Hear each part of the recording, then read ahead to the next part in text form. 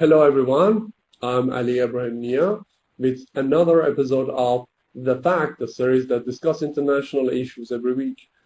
Today in this special episode, we have Mr. Anis Al-Nakkash from Lebanon, and he is a political analyst and also the coordinator of Amman Network for Research and Strategic Studies.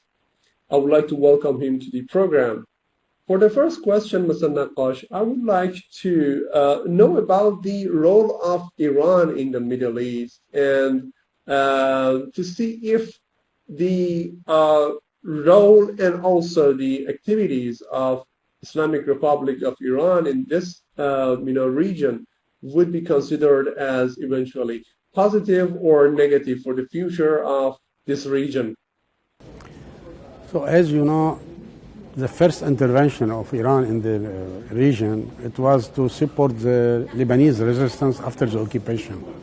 When Israel came to Beirut, the Sepah Pasdaran, the Revolutionary Guard, sent some people to help the Lebanese to liberate their country.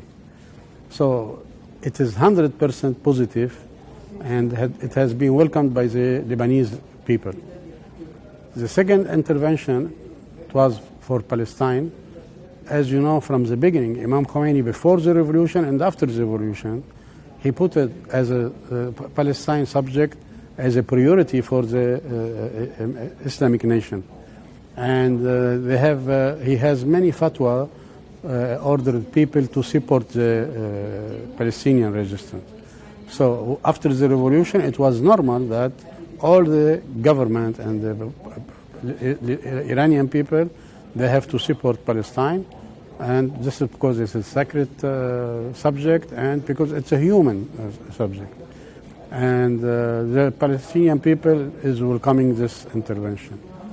Third and fourth one, it was in Syria and in Iraq. So everybody knows now that it was not an internal revolution in Syria, but it is external intervention financed by the petrodollar of some Arab country, directed by and supervised by American and Mossad from Israel. And it was the Iranian obligation to come and help the Syrian legitimate government and to help the Syrian population. When Daesh came in Iraq and came near to Baghdad, the Iraqi government asked Iran to help them, and immediately they give them the support, and now, thanks for God, they could liberate all this region from Daesh. So first of all, Iran is usually with the local population, with the legal government also, but in the same time they have a policy anti-hegemony of the United States and anti the American imperialism in the world. This is why we call it to protect and help the mustadafin in the world. So I think this policy, it is very positive because now it takes all the world to the multi-poles. Before it was American only monopoles are controlling the world, and now there is multi-pole and some balance in power. And a balance of power around the world, it's the benefit of everybody because nobody can decide for all the other things. So I think all the intervention of Iran, all the foreign policy of Iran is very clever, very honest, and very accuracy with the Islamic principles. Okay, thank you. For the last question, I would like to know your prediction about the future of Saudi Arabia and how it will end up concerning different issues like Yemen war or its entity.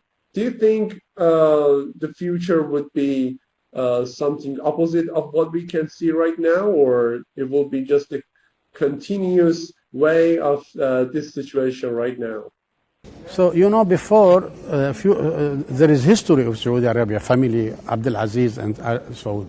This family, since 70 years now, they were in the services of United States strategy, not in the region also, but around the world.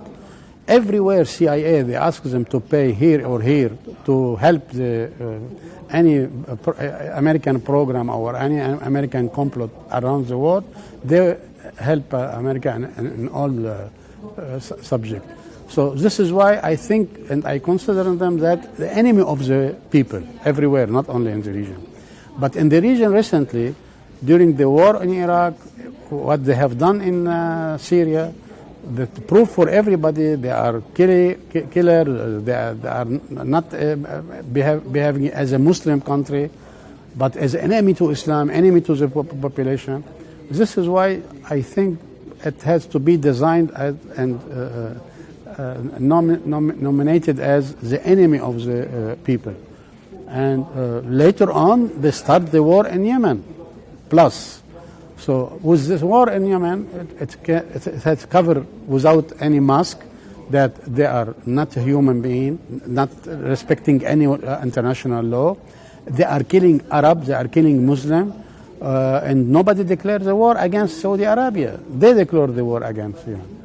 So now God thinks there is a little balance between the power. So Yemenis, they don't have enough weapons as Saudi Arabia, but with their courage, with their belief and behavior, they could balance this in this war, and they are now give a lesson to Saudi Arabia. If Saudi Arabia now they don't respect real ceasefire and release the siege of Hodeidah and the airport of Sana'a, and they continue the war, I think the Yemeni will win, and they continue to attack inside the infrastructure of Saudi Arabia. And Saudi Arabia, without infrastructure, without oil, without electricity, without desalination water, it means they cannot survive. And maybe it will be good for everybody around the world that we will finish with this family. If they are stop the war, if they say we are sorry, we make a mistake, and come and compensate what they have done politically and financially, maybe it will be another solution. Myself, I don't think they are clever enough to stop this war and help themselves.